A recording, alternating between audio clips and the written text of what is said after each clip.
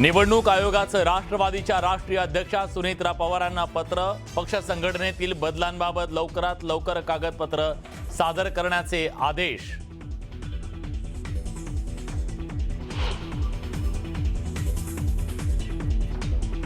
मुंबई नाशिक महामार्गावर खड्ड्यात पडून जिगरबाज जवान विकास गोरेंचा मृत्यू, तर भिवंडीत खड्ड्यात बाईक अडकून महिला थेट ट्रक खाली. दोघांच्या मृत्यूनं नागरिकांमध्ये संताप.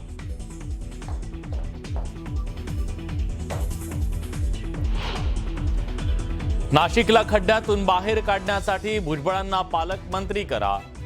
नाशिकमधल्या बॅनरमधून साध, तर पालकमंत्री पदाचा निर्णय मुख्यमंत्री घेतील.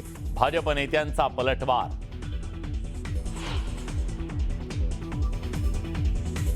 बाळूमामा मंदिर घोटाळा प्रकरणात एसआयटी नेमण्याची शिवसेना उभाठाची मागणी.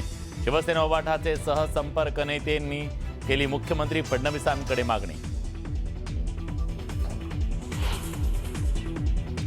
बाळूमामा मंदिर घोटाळा प्रकरणात एसआयटी नेमण्याची गोपीचंद पडळकरांची मागणी. आरोपींना फाशीची शिक्षा देण्याचीही पडळकरांची मागणी.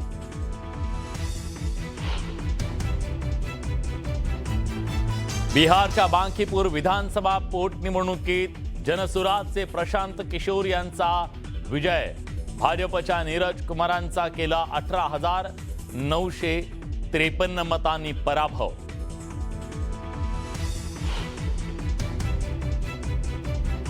महिला कुस्तीपटूंशी संबंधित लैंगिक छळाच्या प्रकरणात भाजपचे नेते ब्रजभूषण शरण सिंग यांची निर्दोष मुक्तता.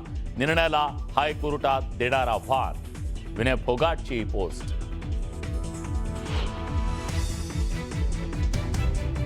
आगीत तेल ओतू नकोस. सोशल मीडियावरच्या ट्रेंडवर प्रतिक्रिया देणाऱ्या ऋतिक रोशनला कंगनानं फटकारलं.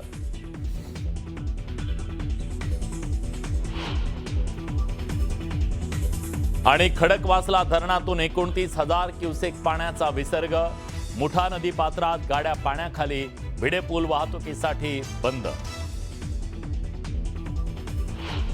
पहिलीच बातमी आहे मुंबईकरांसाठी अत्यंत महत्त्वाची, कारण मुंबईचे पदपथ आहेत त्यावरचे अनधिकृत फेरीवाले आणि अतिक्रमणं आहेत ती तत्काळ हटवून आता पदपथ अडथळा मुक्त करा असं म्हटलं गेलंय. पेडेस्ट्रियन फर्स्ट अभियान प्रभावीपणे राबवायचा निर्णय घेतला गेलाय आणि सहाय्यक आयुक्तांनी दररोज प्रगती अहवाल पाहणं आता बंधनकारक असणार आहे. महानगरपालिका आयुक्त अश्विनी भिडे यांचे सक्त निर्देश आलेले आहेत. पहिल्या टप्प्यामध्ये 320 किलोमीटर लांबीच्या पदपथांवर अतिक्रमण हटवलं जाणार आहे असं कळतंय. तेव्हा आता मुंबईतले फेरीवाले पदपथांवर जे ठाण मांडून बसलेले आहेत ते रस्ते मोकळे होणार आहेत, तर मोकळा श्वास घेणार आहेत.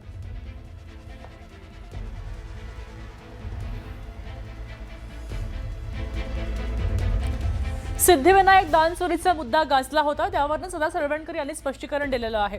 शिंदेंसह महायुतीच्या नेत्यांना बदनाम करण्याचा प्रयत्न आहे त्यांनी असं म्हटलंय.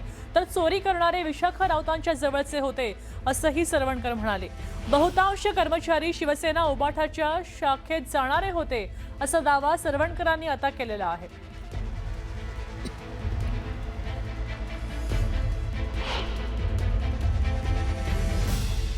दिलेल्या पत्राचा संदर्भ असा होता की या मंदिरामध्ये काही अघटित अशी घटना घडली होती. काही कर्मचाऱ्यांकडनं चोरी करण्यात आली होती आणि ती चोरी अतिशय योजनाबद्ध पद्धतीने पकडण्यात आम्हाला सगळ्यांना यश मिळालं. ज्या वेळेला आम्ही चौकशी केली त्यावेळेला आमच्या एक गोष्ट लक्षात आली. चोरी करणारे जे प्रमुख होते त्यांना विशाखा राऊत यांनी नोकरीला ठेवलं होतं आणि त्यांच्या ते जवळचे होते. इतर जे कर्मचारी आहेत ज्याच्यामध्ये चोरी केली गेली किंवा ज्यांनी चोरी केली, बहुतांश हे कर्मचारी हे उभाटाच्या शाखेत जाण्या येणारे आहेत.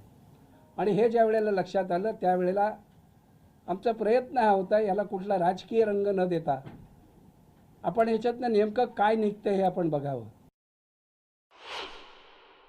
राजसाहेबांनी जे पत्र वाचून दाखवलं आणि त्यांनी जे सांगितलं त्यांनी कुठे उल्लेख केला नाही की आताची जी ट्रस्टी आहे या ट्रस्टींकडनं असा काही प्रकार होतोय. या पूर्वीच्या ट्रस्टीवरती सुद्धा त्यांचा हे असू शकेल.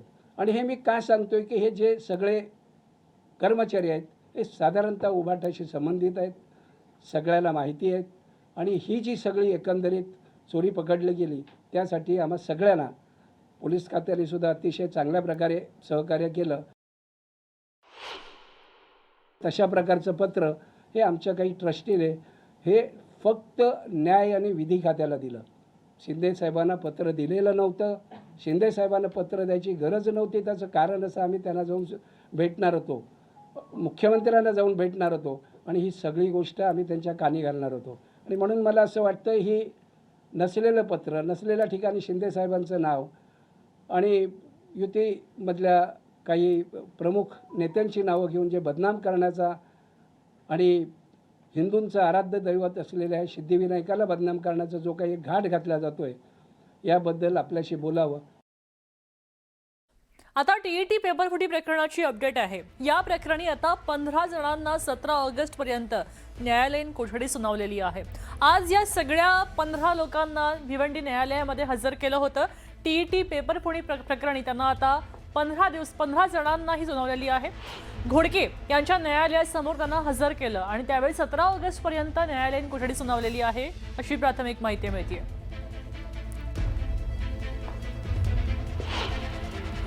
जो कोंडगावला पेपर लीकचा जो गुन्हा दाखल आहे त्याच्यामध्ये रिइन्व्हेस्टिगेशनसाठी 14 आरोपी आणि जो सरेंडर केलेला एक असे 15 आरोपींना आज मेहरबान न्यायालयाने स्वतःहून आणि पोलीस मशिनरीने पोलिसांनी त्यांना न्यायालयीन कोठडीचा हुकूम केलेला आहे आणि तो हुकूम माननीय न्यायालय SM घोडके मॅडमने मान्य केलेला आहे.